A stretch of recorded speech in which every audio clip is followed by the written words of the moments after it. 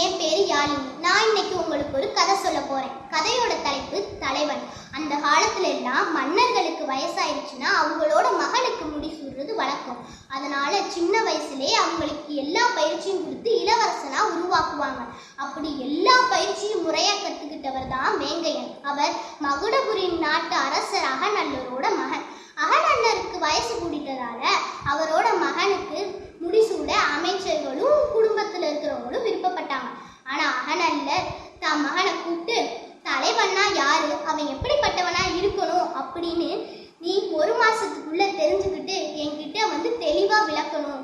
நீ சொல்ற பதில் எனக்கு மன நிறைவா இருந்துச்சுன்னா நான் உனக்கு சந்தோஷமா முடிசூடுவேன் அப்படின்னு சொல்லி அனுப்புறாரு. உடனே அவரு எல்லா இடத்துலயும் கேட்டு பார்க்கிறார். ஆனா அதுக்கு சரியான பதில் கிடைக்கல.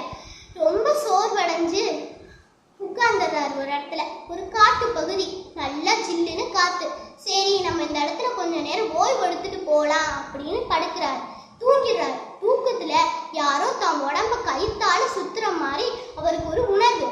முடிச்சு பார்த்தா மலைப்பாம்பு அவரோட உடம்ப சுத்தி இருக்கு. உடனே கஷ்டப்பட்டு அதை தூக்கி எறிகிறாரு. அப்ப தூரத்துல இருந்து ஒரு முதியவர் கை தட்டிக்கிட்டே கிட்ட வராரு.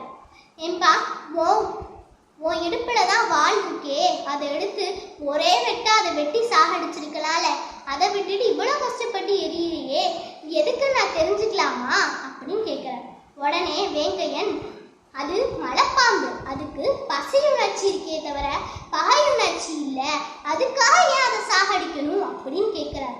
உடனே அந்த முதியவர், ஆஹா, நீதான்ப்பா உண்மையான வீரன். ஆமா, நீ எதுக்கு இந்த பக்கமா வந்த, இந்த காட்டு பகுதியா இங்கேயே வந்த, நீ யாரு அப்படின்னு கேட்கிற. உடனே அவர் சொல்றாரு, நான் மகுடபுரி நாட்டு அரசர் அகநல்லரோட மகன். எங்க அப்பா என்கிட்ட ஒரு 2-3 கேள்வி கேட்டிருக்காங்க, அதுக்கு பதில் தேடிதான் நான் இவ்வளவு தூரம் அலைஞ்சேன். ஆமா, நீங்க யாரு அப்படின்னு கேட்கிற. உடனே அவரு, நான் ஒரு நாட்டு மருத்துவன், இந்த பக்கமா ஒரு மூலிகையை தேடி வந்தேன். ஆமா, உங்க அப்பா அப்படி என்ன கேள்வி கேட்டாரு அப்படின்னு ஆர்வமா கேட்கிறாரு. உடனே அவரு, தலைவன்னா யாரு, அவர் எப்படிப்பட்டவனா இருக்கணும் அப்படின்னு எங்க அப்பா கேட்டாரு அப்படின்னு அந்த முதியவர் கிட்ட சொல்றாரு. உடனே அந்த முதியவர், இந்த சின்ன விஷயத்துக்கா இவ்வளவு தூரம் அலைஞ்சேன், வா, பக்கத்துலதான் என் வீடு இருக்கு, வா உனக்கு நான் சொல்றேன் அப்படின்னு சொல்லி கூட்டிட்டு போறாரு. இவரும் பின்னாடியே வேங்கையனும் வராரு. அப்ப டக்குனு உள்ள போய் 3 கண்ணாடி குவளையை எடுத்து வைக்கிறார். 3த்துலயும் தண்ணி ஊத்துறாரு. திருப்பி உள்ள போறாரு. 3 தட்டுலயும் 3 பொருள், ஒண்ணுல மண்ணு, இன்னொன்னுல இலவம் மஞ்சு, இன்னொன்னுல கற்கண்டு எடுத்துட்டு வந்து வைக்கிறார். உடனே வேங்கையனுக்கு ஒண்ணுமே புரியல. என்ன முதியவரே, விடை சொல்றேன்னு எதையோ எடுத்துட்டு வந்து வைக்கிறீங்களே, எனக்கு ஒண்ணுமே புரியல அப்படின்னு வேங்கையன் சொல்றாரு. உடனே அந்த முதியவர், இது உனக்கு மட்டும் தெரிய வேண்டிய பதில் இல்ல, இந்த உலகத்துல இருக்கிற எல்லாருக்குமே தெரிய வேண்டிய பதில். சரி, இந்த 3 தட்டுலையும் இருக்கிறதே தனித்தனியா ஒவ்வொரு குவளையிலையும் கொட்டு அப்படின்னு சொல்றார். உடனே ஒவ்வொன்றுலையும் கொட்டிடுற. உடனே அந்த முதியவர், நீ இதுல எந்த தண்ணிய குடிப்ப அப்படின்னு வேங்கையனை பார்த்து கேட்கிறார்.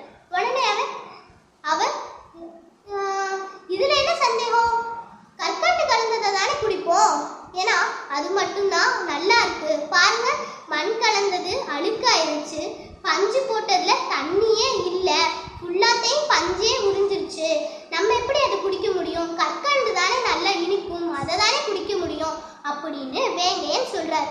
உடனே இதுதான், சில தலைவர்கள் மண் போல தானும் தன்னோட அழுக்கால மக்களையும் அழுக்காக்கி பயனற்றவர்களா ஆக்கிடுவாங்க. சில தலைவர்கள் பஞ்சு போல மக்கள் கிட்ட இருக்கிற எல்லாத்தையும் உறிஞ்சு அவங்கள உணர்ச்சியற்றவங்களா ஆக்கிடுவாங்க.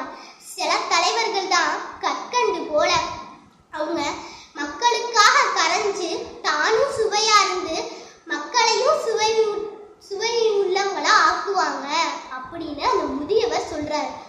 அதனால தனக்காக வாழாம மக்களுக்காக வாழ்கிற கற்கண்டு தலைவனை சிறந்தவன், நீ அவனை போலதான்ப்பா இருக்கணும் அப்படின்னு அந்த முதியவர் வேங்கையனை பார்த்து சொல்றாரு. உடனே வேங்கையன், ஆஹா, வாழ்நாள் முழுக்க நான் உங்களை மறக்கவே மாட்டேன், என் வாழ்நாள் ஃபுல்லா உங்களுக்கு கடமைப்பட்டிருக்கேன் நான் அப்படின்னு சொல்லி அவர்கிட்ட ஆசீர்வாதம் வாங்கிட்டு அவர் கிளம்புறாரு.